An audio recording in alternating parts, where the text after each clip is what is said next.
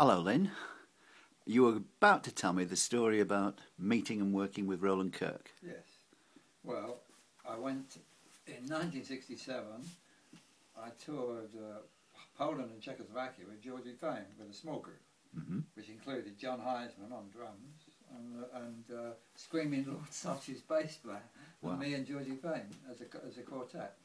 And because Georgie Fame had won the European jazz singer, he was #1 European jazz singer of that year at the time. So we did this tour, and on the same bill was Roland Kirk.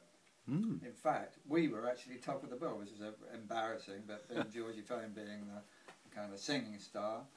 But anyway, we toured the whole Prague, several places in Poland, and one of the embarrassing things about it, in fact, was that we were with Rick Gunnell, who you mentioned earlier.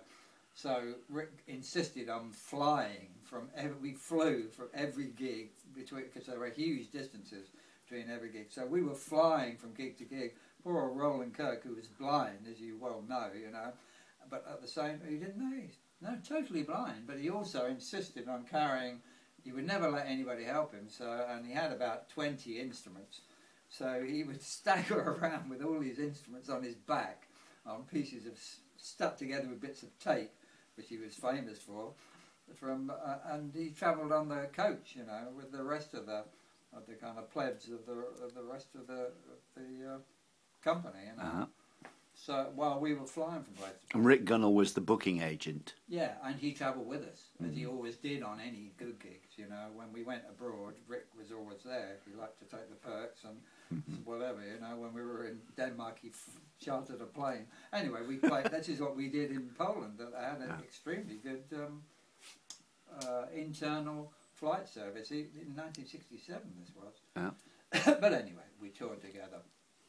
And he was very sweet to me. In fact, he wiped the floor with me a couple of times. Who was? Roland Kirk? Yeah, but I mean, not surprisingly... He wiped the floor with you, well, playing-wise? Playing-wise, yeah. Because, not on stage, but one of the reasons he died of a stroke was that if that was his typical lifestyle, we would play a gig every night where it happened to be, and as soon as we'd finish the gig, he would be invited somewhere, and he'd go there for the rest of the night, and he'd spend, till...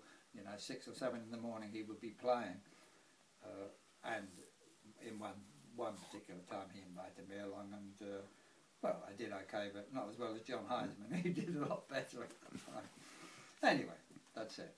I toured with him. He was very good, but then I got to know him again subsequent, a few weeks or months later. He came to London. This is when he was still fit, and he invited me to staying at the Present, I think, hotel in Russell Square. So he invited me up there, and he taught me. I remember it very clearly because, as I said, he was totally blind. He had one of these little Indian harmoniums, which you have to press with the bellows, right? But what he did, being so inventive and devious and blind, is he had this thick bit of tape which he had round his neck, tied to the bellows, so he sat there autistically rocking while he played Laura. He taught me the chords to Laura. Da da da da da da da da. Complicated thing. So he taught me that, and that was it. That was my connection with him. But then I did see him the week he died.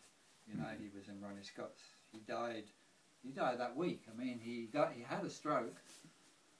I don't know how many years later it was, not very long, but anyway, he came to Ronnie's to do a gig with his whole band, and in the course of the week he had a stroke, and he still played. The night I saw him, he'd already had a stroke, and he was paralysed down half of his body, and he still played, since his normal thing was, is to play like 3 instruments at once.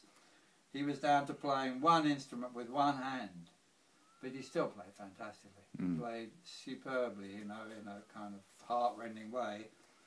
And a couple of days after that, he died. Wow. So that was my experience with him.